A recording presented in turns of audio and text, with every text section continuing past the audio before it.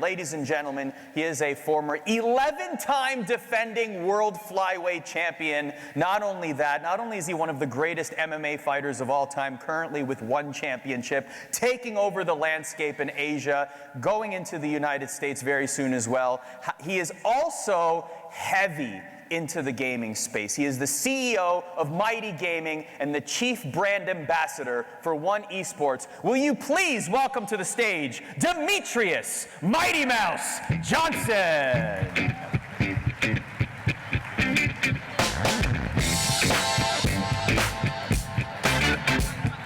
That was an introduction. Thank you.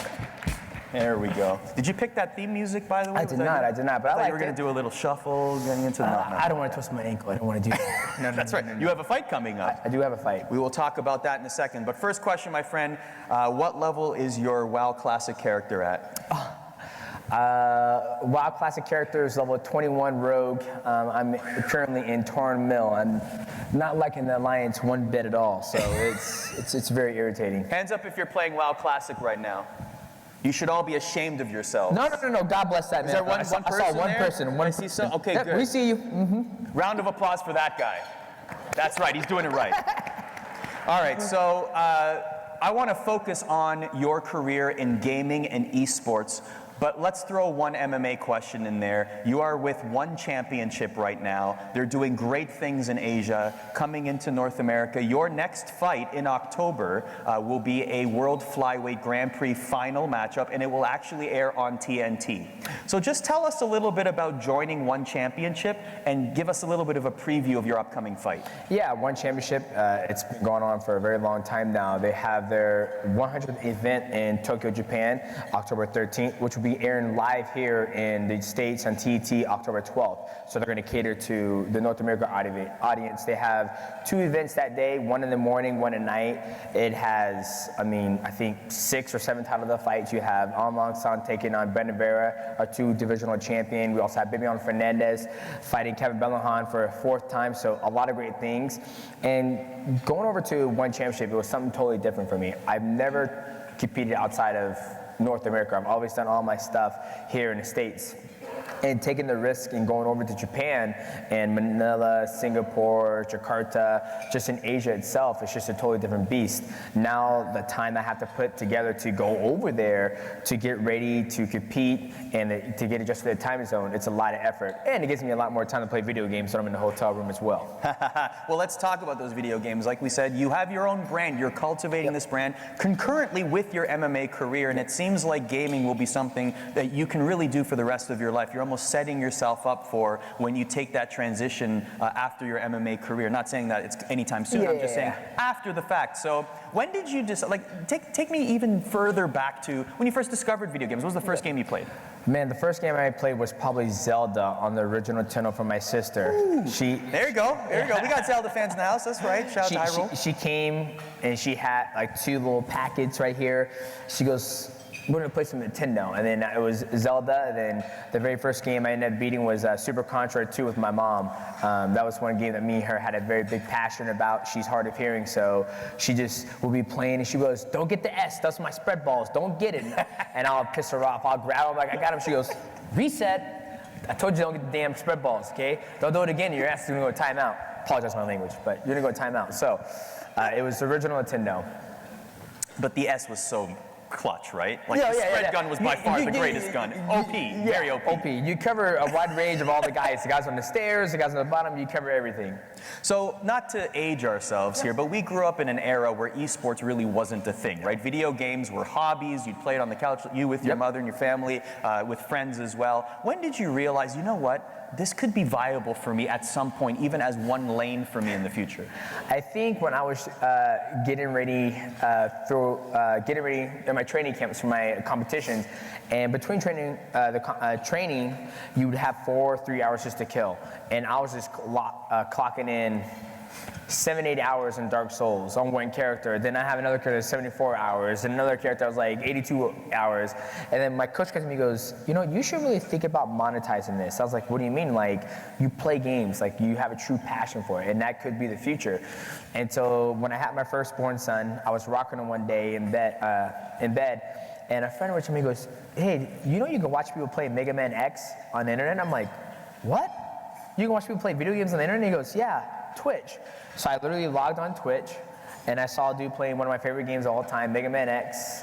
And I remember like, just jumping. I was like, okay. And then I was like, you know what?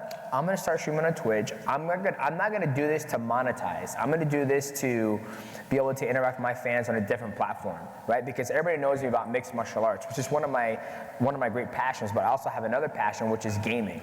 And so that's what led me down that path of like, okay, I wanna pursue gaming and share it with my fans, because we have a passion. Like me and you were in the back there talking about, you know, the different games, Smash Brothers, how it's grown so much, how big the community is. And that's right there, I was like, okay, I think I want to have gaming be part of my thing, and that's when I came up with, you know, Mighty Gaming and the whole niche. So your biggest time, just to kill time while in your downtime during training camps, when you're about to have, you know, world title MMA fights, playing video games, thinking about streaming. Playing video games. I'll never forget, I was getting ready to defend my title, and I was staying here at the MGM Grand Garden Arena, and I was playing Dark Souls 3, just came out, and I was cutting weight, and I was on Twitch streaming, and everybody was like, shouldn't you be cutting weight right now? Shouldn't you be doing this? And I was like, I got this, guys, I got this.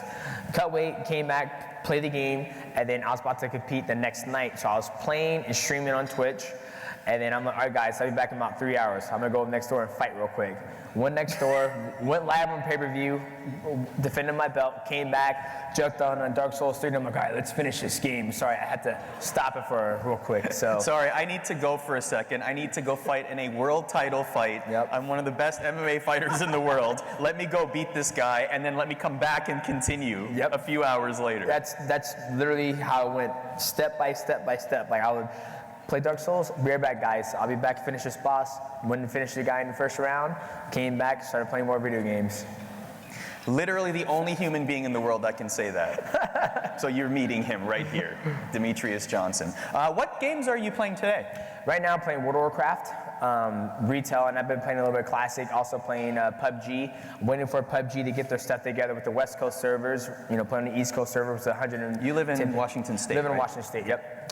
Those are the two games. I think I'm gonna give Gears of War 5 a try. I'm a big fan of Gears of War.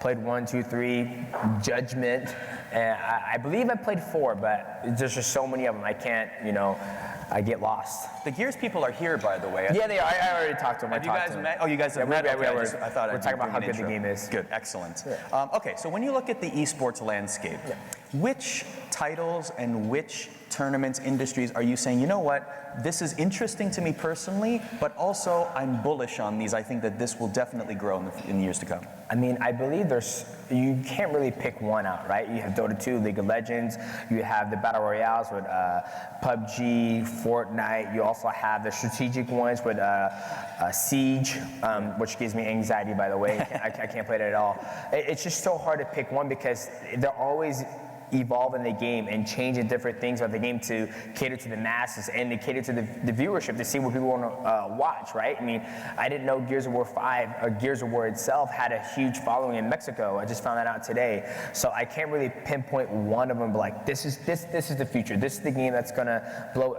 everything out the water. But I'm a huge fan of all of them, and I hope all of them nothing but the best and success.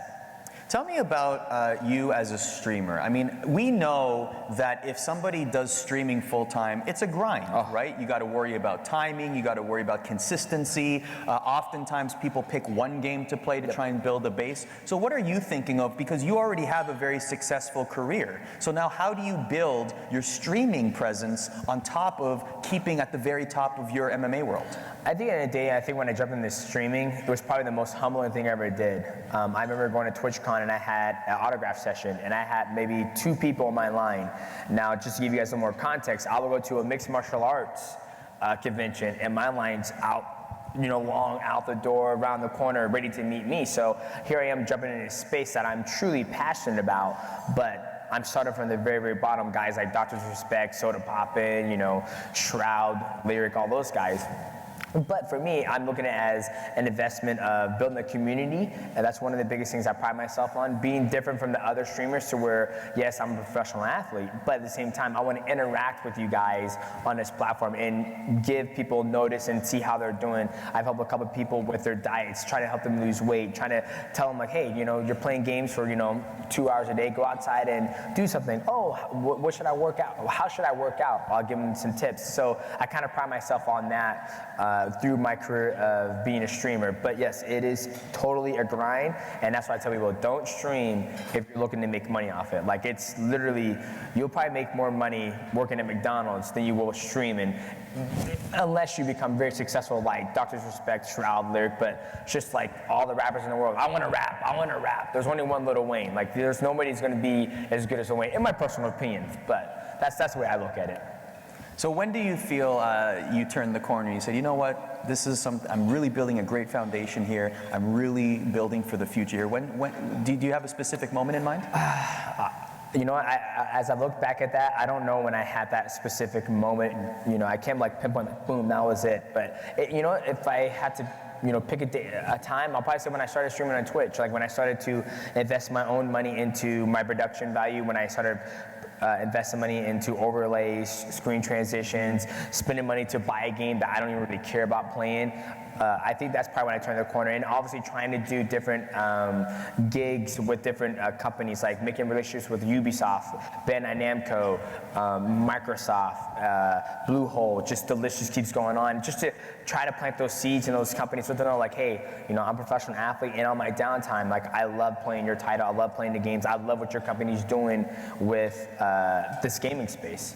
So we know you're fighting with ONE Championship, and we also know that ONE, as an organization, has gotten into esports. Yes. So I guess my first question is, when you were talking with them to join their organization, how much did you know about the esports side, and how much of that factored into your decision? I knew a little bit about the esports side because they were liking what esports was doing for the community of gaming, and that was a huge factor for me to go over to ONE Championship. Obviously North America-based promotions, mixed martial arts, they're only focused on selling fights and just putting on fights. They're not really focused on branching out the horizon. So with ONE Championship, when they jumped into ONE Esports, I was like, sign me up. Because two of my greatest passions come together with gaming and mixed martial arts. So I wanted to be a part of it. And so far, it's been going fantastic. They have their first event in Tokyo, Japan, October 5th and 6th, which will be, the first day will be Tekken. We'll be doing pros, and then we'll also be doing community. And then the second day will be Street Fighter V, which will be also the pros and the community as well. And I believe that the Evo champion, Bon-chan, will be a part of the Street Fighter tournament, which is very cool. He's a native of Japan as well. Impressive victory at Evo, so it's cool that he's going to be there at this event as well. Here's a quote from a Forbes article, actually, written by a gentleman by the name of Brian Mazik. He said, "Demetrious Johnson is the perfect ambassador for ONE's US and esports expansion." And you seem to be you really are the perfect guy, right? To expand MMA for them in the United States, but also expand esports globally. But you are the Chief Brand Ambassador. So what does that mean? Define that for us. So for me, when I was appointed Chief Brand Ambassador for ONE Championship, for me, I look at it as a lot of people get a lot of stereotype on gamers, right? Like the gentleman in the back there, he was getting ready to make sure all the levels are right with the mic, and I see him, he's sitting there like this, playing Clash of Clans, and I would never know he was a gamer. So for me, being an athlete, I think to make that bridge for people to realize that there's a lot of athletes in mixed martial arts, basketball, football, whatever sport it is, that we are also gamers as well. And for ONE Championship, getting guys like Martin Nugent, who is a big time gamer, loves to play Counter-Strike, trying to get him and be kind of like a beacon of light, like, hey Martin, like, you're an amazing athlete, you're a world champion, 2 divisional champion. Let's start building your brand in another one of your passion, which is gaming. So this is what made me successful. Let me help you be successful. And I'm here to ask any questions. And also for gamers, like for Shan, which is he was a world champion in Street Fighter V. Me and him did some content creation in Singapore. For him, if he needs any help with diet or exercising as well, I'll be there, a beacon of light. So just trying to cross that, be that bridge for gamer and athlete. How much crossover is there between MMA fighter and gaming enthusiast? A lot. Well, we say enthusiast, I would say a lot, but when you said like, how is it similar in like training and fighting, I would say it's absolutely, you know, it's mirrored, it's transparent, it's the same thing, right? Because when I'm playing Street Fighter V, I'm like, okay, so we got, you know, Akuma, what is his frames? What's my distance? What's my kicking? In a fight, I'm trying to find my distance, my range, frames in the gaming world, so it's kind of parallel.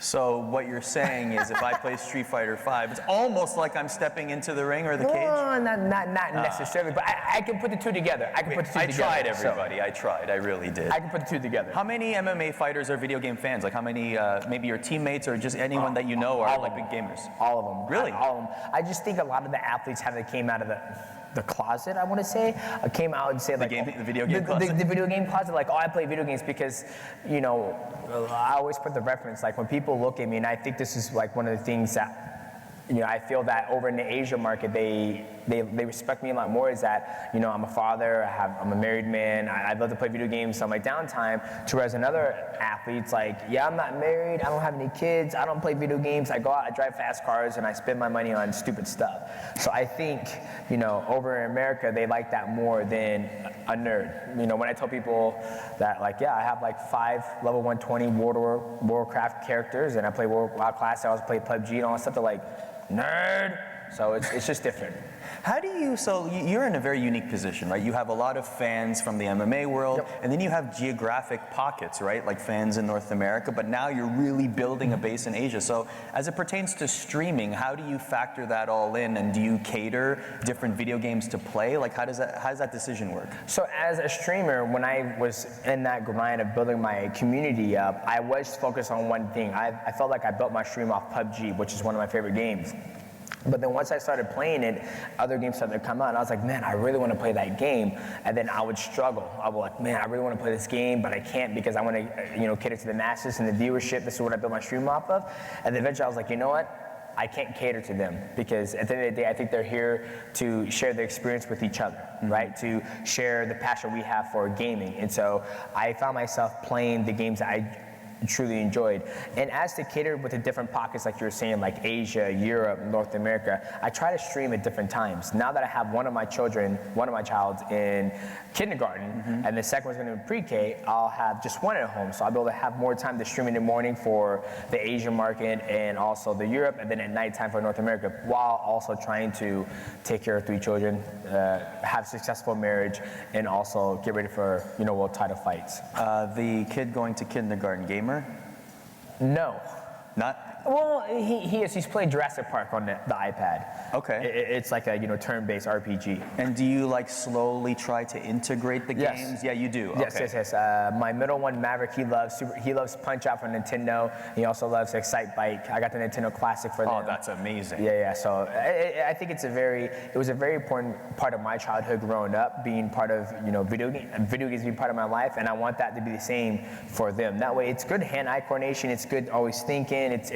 Video games are great for children, I think. If you were to pick one memory or one moment from your MMA career, but also from streaming, what would those moments be like that you're really proud of? I would say probably for fighting, probably when I defended my belt the first time in 2012 against John Dotson, 2013 against John Dotson. It was a rough fight, back and forth, got dropped a couple times, came back, pushed through, ended up winning the fight. You know, it was my first title defense. It showed that I belonged to be as one of the world. For gaming, there's so many of them, especially with streaming. Literally just getting together with all the guys, cranking on Kenny Loggins' Danger Zone, jumping in the UAZ, chasing somebody down, and just yelling at them and just jumping out and just lighting them up, just destroying their car on PUBG. Those are my fondest memories of streaming and gaming. Are you singing Danger Zone or are you playing? You're singing it. A little bit of both, you know, hitting it that hitting the high pitch. Oh, no, please keep going. No, Do you want to hear him keep going just with a little bit? No, I don't want to copyright. No, I didn't mean to put you on the spot there. Okay. But those are my best memories of streaming, and that's why I got into streaming. That's why I got into well, I've always been in the game, but that's why I got into streaming, to be able to share that passion with a total person I don't even know that person, but we have a connection because we are both passionate about gaming, and that's why you know, I love what esports is doing for the gaming community, and I can't wait to see it grow.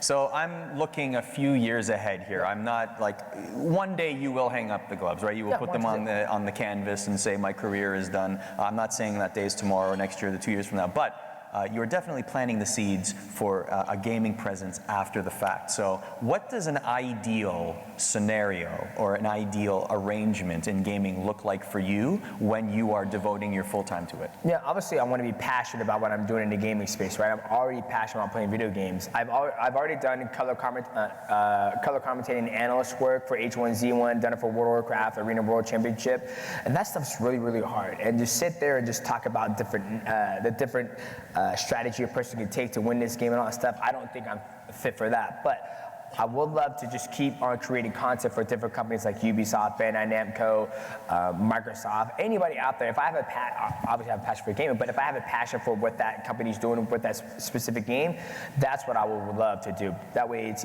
easier. I'm always jumping around different titles, and I'm always having fun. I'm not always like, oh, let's get ready for day 2 of Gears or whatever we're analysts and doing. I don't think that's the niche for me.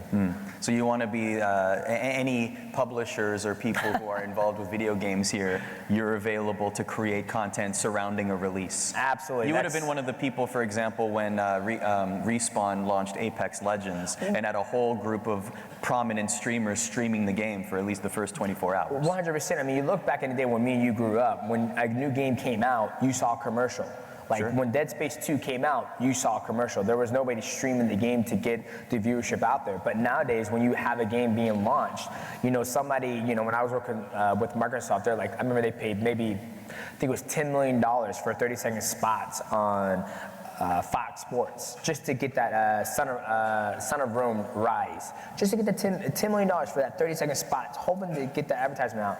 And then I felt like companies were missing the boat, where it's like, okay, we can pay, you know, Q13 Fox or whoever $10 million to 30-second spot, or I can go out there and find maybe 20 streamers, pay them 10 grand here, 10 grand here, 5 grand here, 6 grand here, 4 grand here, to actually, you know, showcase the game and to hit the target audience, which is the gamers that are who are going to want to actually purchase that game. So that's where I was like, okay, there's a niche, there's a space for that, and I want to be in that space. Speaking of creating content and even just being a part of fun tournaments, you were part of, I think it was the first Pro-Am, right? Yep. The one at E3 in 2018, that was the one in the big stadium, a huge stage and everything. Take us through that experience. That must have been fun. Man, it was fun, but it was also stressful, because when I play computer, I like to use an MMO mouse.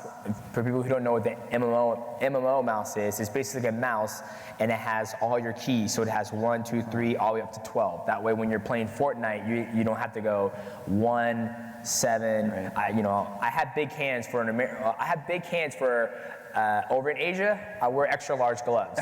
In America, my hands are medium. So I always thought that you would use a mighty mouse. No. So take care, everybody. That's my time. I'm just kidding. I'm kidding. No, you're good.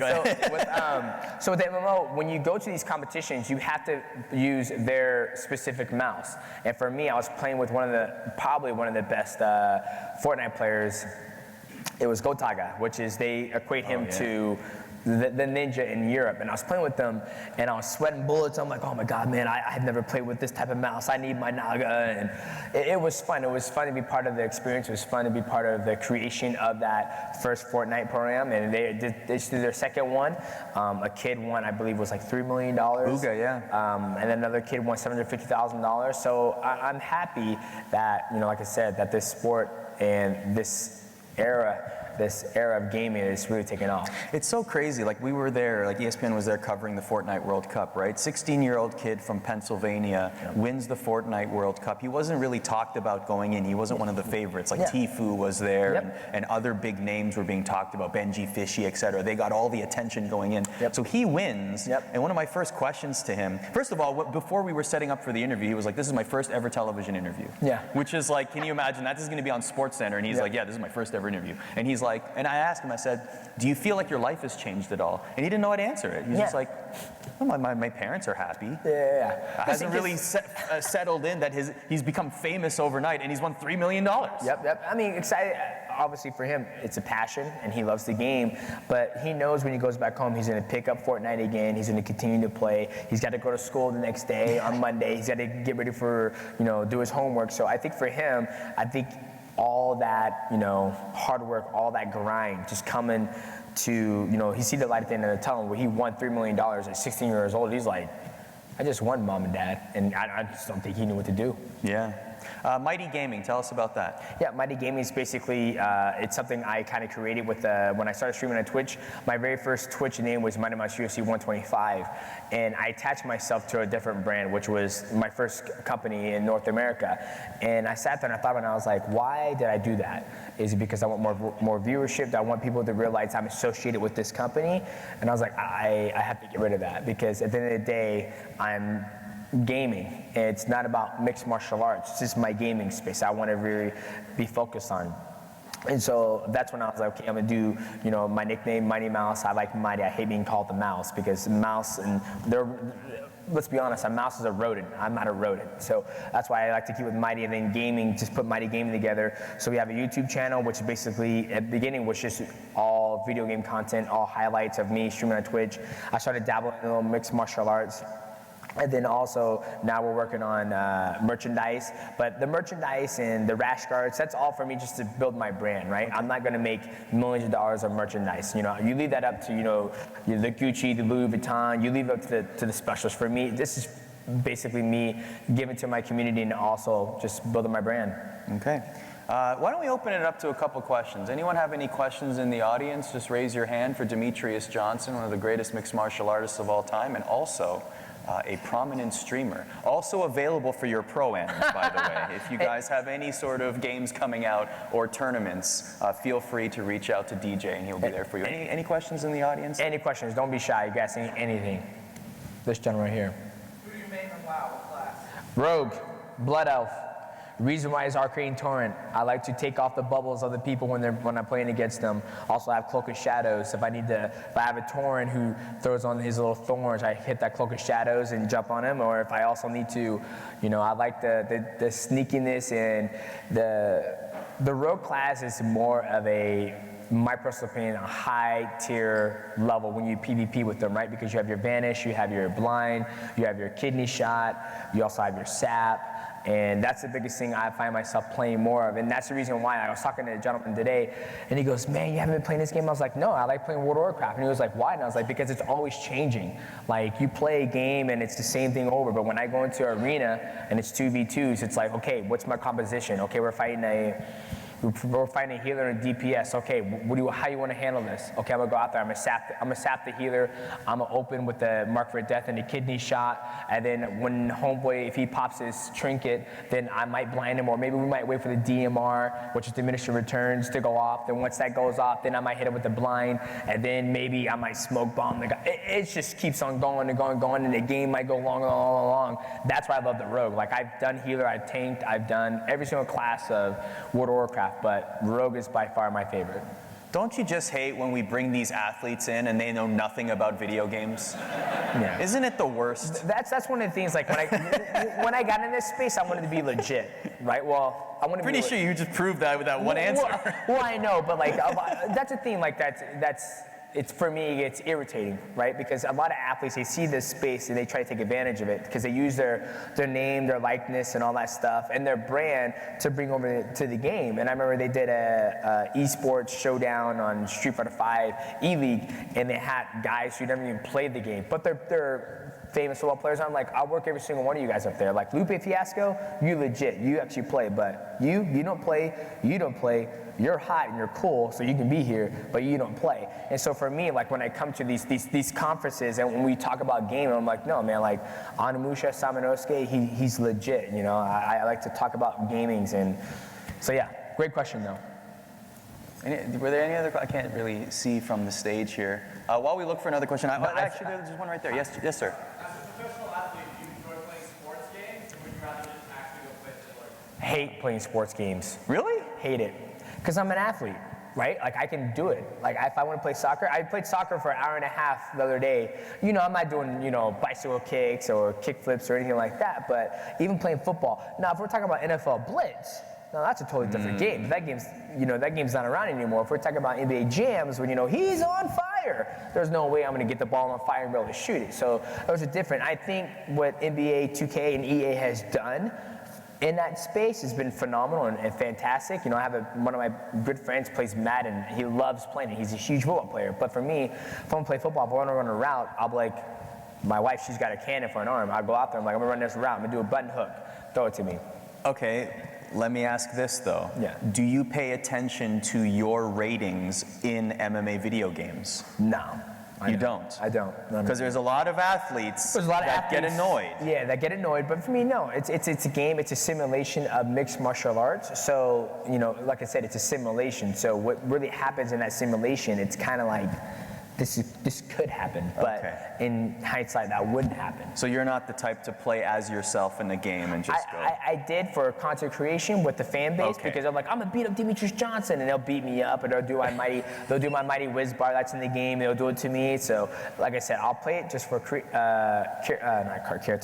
content creation, but I'm not gonna go home. If I'm gonna play a fighting game, I'm gonna pick Tekken or Street Fighter 5. Those are the games I'll go to for a fighting game. Okay, I do want to talk about the mighty whiz bar because if there was ever a video game like highlight in mixed martial arts, it's Demetrious Johnson submitting Ray Borg with a insane, like, it was like a slam into an armbar in the air, immediate submit. Like how on earth did this happen? Yeah, so you have to look it up if you haven't seen it. Yeah, I wish I had a slasher. I wish I'm like, kill it, beep, and then show you guys. But for me, it was just a combination of a lot of things. The thing about mixed martial arts, for people who don't know what mixed martial arts means, it's basically you have different art forms of combat. You have boxing, kickboxing, Muay Thai, submission wrestling, you have Sando, Jeet Kune Do, you have so many different things, and you can mix them together. That's why it's called mixed martial arts. So basically, I took wrestling, which is a slam up, and when people lose their balance, the first thing you do is you go like this. You catch your balance. So when he did that, I was able to snatch the arm and mix in jiu-jitsu and have him fall between my legs, and they get the armbar. So that's why we call it, and the reason why we got the name Mighty Whiz Bar is because my coach, Matt Hume, his nickname is the Wizard, because he comes up with the weirdest things, and he's a wizard. And I'm nicknamed Mighty Mouse, so we did Mighty Whiz Bar. Incredible. You have to look it up. It's like SportsCenter #1 top highlight type stuff. We actually have a microphone running around. There's a gentleman right there with a question. Oh, you have the mic. Great.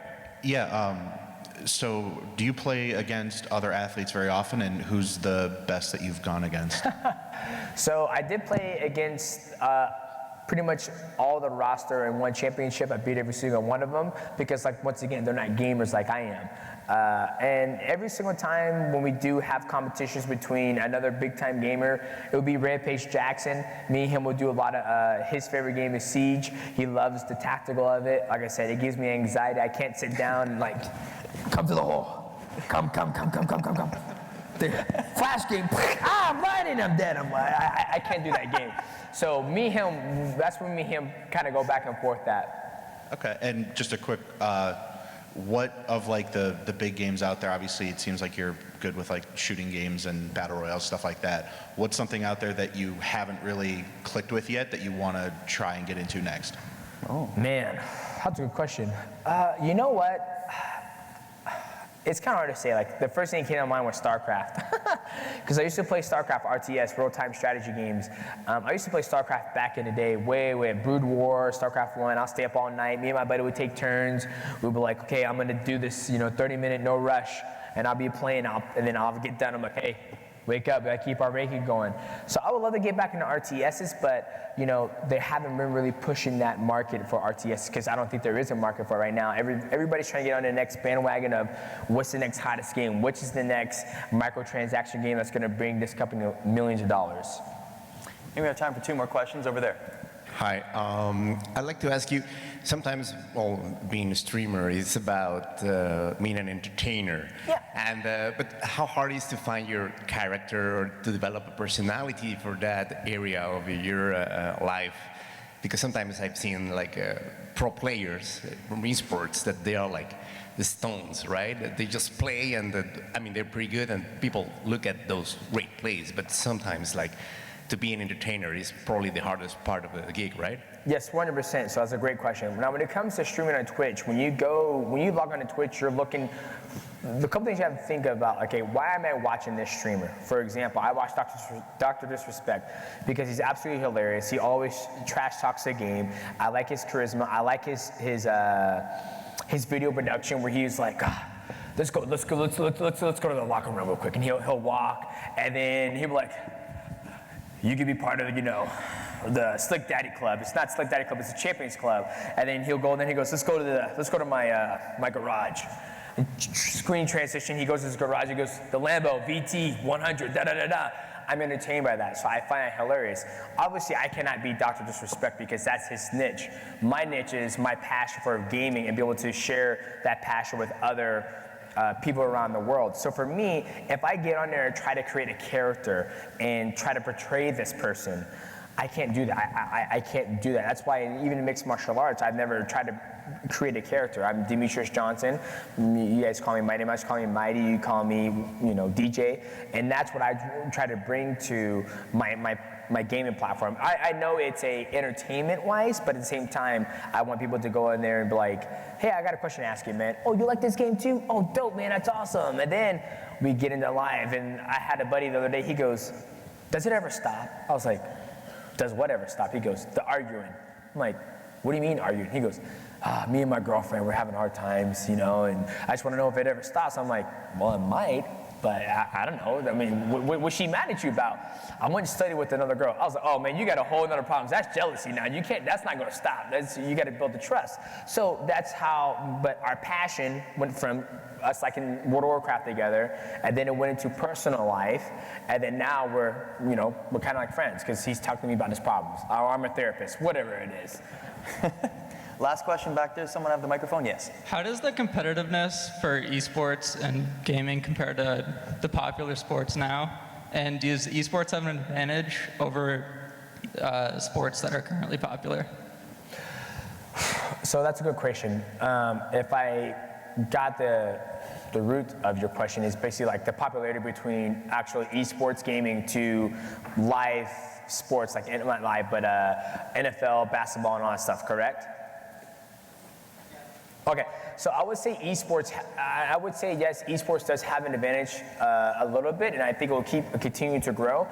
Reason why is because so many people, me and Arda were talking about this in the back. I think it was 2 or 4 years ago, I believe it was Dota 2 or League of Legends. It was one of the MOBA games that was going on at the same time the Olympics was. And at one point, that had way more viewership than the Olympics. And I think the reason why is because a lot more people can gravitate to playing video games, right? Like not everybody in this audience right here can jump on a track and run a 100-meter dash in 10.9 seconds, right? I'm pretty sure you guys can't do that. But all of us in here can jump on and log on to Steam and download, Dota 2 and sit there behind a computer and play it. And obviously with it being able to be different languages, people in Asia playing Dota 2, people in Korea, all that stuff, I think that's what gives it an advantage, that it's worldwide. Everybody loves it. And that's my opinion. Like for me, I don't really care about watching basketball, but if I see Dota 2 on, I'm like, I'm gonna tune in and see what's going on in Dota 2 today. So as we tie a bow on this, remind everybody about your next fight with One Championship, and also, I guess, the One Esports as well. Yeah, obviously. So my next fight's in Japan, October 13th, October 12th in the States. It'll air live on TNT. One Championship is, expanding into the North American audience.